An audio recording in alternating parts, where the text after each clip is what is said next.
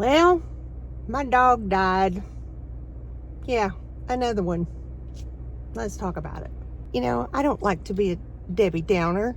If you follow me, about a month ago, I had to put my little 17-year-old Chihuahua down. And that was so heartbreaking. But, you know, she was 17. She had a good life. Most y'all know I have a resale booth. And last night, I worked on it yesterday. And then, like, you know, just cleaning it, getting ready. And then I set up till 3 a.m. this morning. Pricing stuff.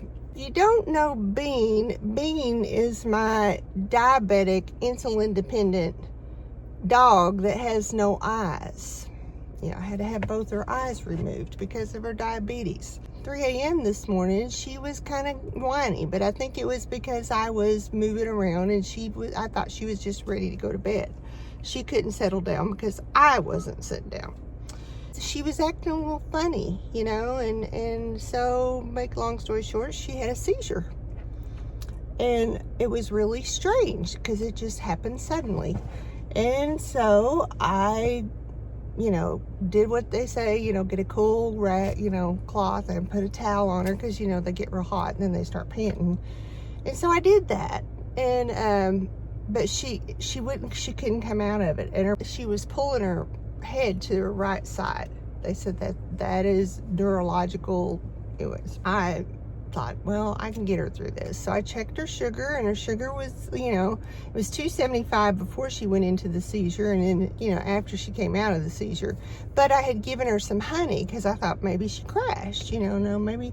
So she was 285, and which, you know, it's not bad for her. I mean, she can run up to 600 sometimes. But since I got her on that new meds, she'd been doing so much better. Drove at 3 o'clock and 3:30 in the morning to the other town, and of course everything, you know, she lost the ability, you know, she went everywhere. And so it was in my car, and it was on me, and I'm trying to hold her and take her to the vet. And we have an emergency vet that open like at 6 p.m. and they stay open till 7 a.m. So, man, they're wonderful there, and it doesn't cost a lot. But I had just been there, you know, with Zoey last month, you know, Zoey. And so, and I just went in there about 3 weeks ago and picked up Zoey's cremains. So, anyways, I got her in there, and like I said, me and her were both just drenched in her body fluids and other things. And the little vet comes out there, and she takes her, and first thing she asked me, she said, well, do you want us to do CPR on her? And I was like, you know, and a part of me was like, yeah, but then I thought, you know, bless her little heart, I know what she's gonna have. And anyway, you know, if she was gonna have some brain damage, and so the vet came out there and talked to me, and she said, well, we're getting her stabilized. And then she said, but I want to just really talk to you, decide what you want to do as far as. And I said, yeah, I think I'll probably just let her go. I said, I don't want to. Of course, by that time I started crying. I said, I don't want to, but you know, what kind of life? I mean, she had adapted really well to having no eyes. Although, you know, sometimes she ran into things, and I really kind of thought she might be getting Cushing's disease because she had been checked for it last year, but there was just some things about her lately. Her little belly had gotten real round, and then she was losing some hair, and she was drinking a lot again. So, you know, I stay on top. I mean, she got her insulin every 12 hours. I took her blood, you know, I took her glucose. I mean, mentally, I'm probably better off because I spent so much time focused on her problems. You know, part of me wanted to try to make her better. And then, you know, you think of the financial part of it. And she said, look, she said, it's not going to be easy. She said, you already do a lot for her. You know, I make sure she has her insulin every 12 hours. I check her glucose 4 times a day. I make her dog food like weekly, which, I mean, I share it with the other dogs, but I make her dog food weekly. And I said, okay, I guess I'll let her go. I said, can you put her, you know, euthanize her? And they were like, yeah. And I mean, which they're awesome because I've used them before, and they had just done Zoey like a month ago. She said, well, we're getting her stabilized. And I said, well, I'm going to hold her. I said, I'm going to hold her till she takes her last breath. I mean, that's just how I am. This is the 4th dog I've done. And so they took me in a room and they brought her in there to me. And by that time, she was calmed down because she was crying a lot, like sobbing. She was crying. But it's because they said when they come out of that seizure, they're disoriented and they're confused and they don't know what's going on. And then Beanie not having any eyes, so she could not see. You know, she relies on her smell and her hearing. And I could see her twitching her ears, you know, because I was talking to her. So I know she could hear me, and she was calm by then.